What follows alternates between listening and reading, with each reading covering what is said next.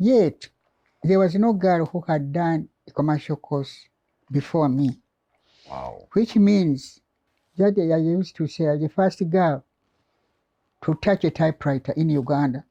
Wow. Because the rest were Asian or Asia, few Asian, by then, most likely British secretaries when the colonial government, mind you, it was colonial government.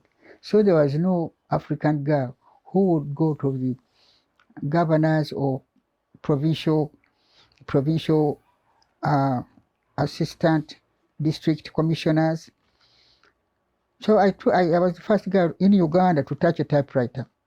We need to preserve your fingers. The computer there. of today. Pardon? We need to preserve your fingers for heritage, because being the first set of fingers of a Ugandan native girl to touch a typewriter, that's something of epic proportions.